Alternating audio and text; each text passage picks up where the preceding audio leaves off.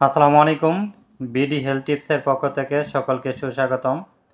আজকের আলোচনা বিষয় লিবাজল এইচসি ক্রিম।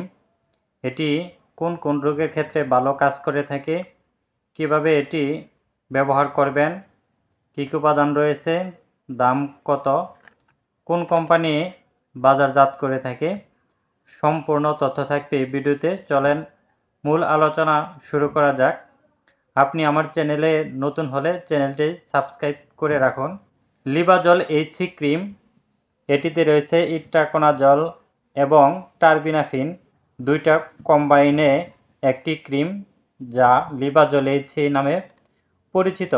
ইট্রাকোনাজল বা টারবিনাফিন ক্রিম কম্বাইন এর কাজ হচ্ছে dermatitis, skin inflammation, fungal infection. আসলেও ডার্মাটাইটিস বলতে আমরা কি বুঝি?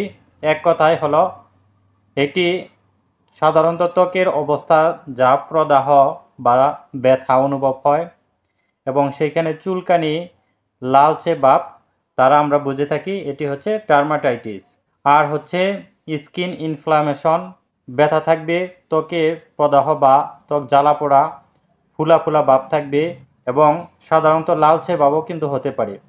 অনেক সময় কিন্তু অনেক চুলকানি হয়ে থাকে এবং গরম অনুভূত হলে এটি কিন্তু বেশি দেখা যায়। Skin inflammation. আরেকটি হচ্ছে ফাঙ্গাল ইনফেকশন।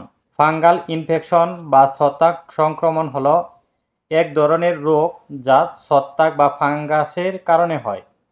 এই সংক্রমণ শরীরের বিভিন্ন অংশে হতে পারে, যেমন ত্বক, নখ, শরীরের অন্য অংশও হতে পারে এবং বিশেষ করে যে সমস্ত বাজ থাকে সে সমস্ত বাজে কিন্তু বেশিরভাগ হয়ে থাকে ছত্রাক।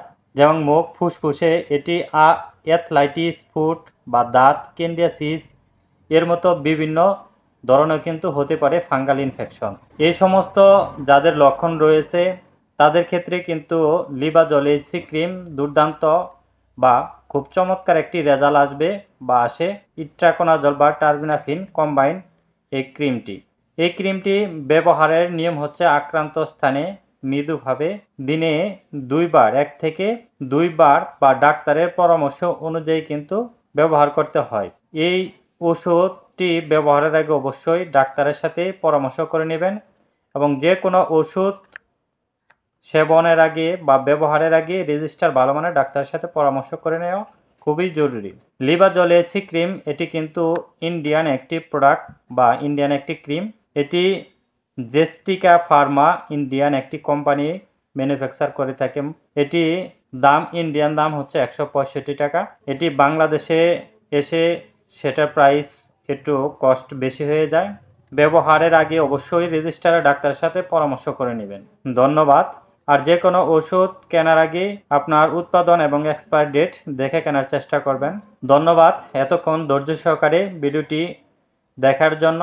আপনি আমার চ্যানেলের নতুন সদস্য হলে চ্যানেলটিকে বিডি হেলথ টিপস এই চ্যানেলটি সাবস্ক্রাইব করে রাখুন এবং নতুন নতুন ভিডিও পেতে এবং সবার আগে ভিডিও পেতে সাবস্ক্রাইব করতে বলবেন না। ভিডিওটি ভালো লাগলে আপনার কাছ থেকে একটি লাইক, কমেন্ট, শেয়ার আশা করব।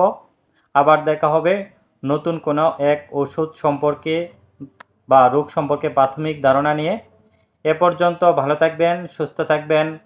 আসসালামু আলাইকুম।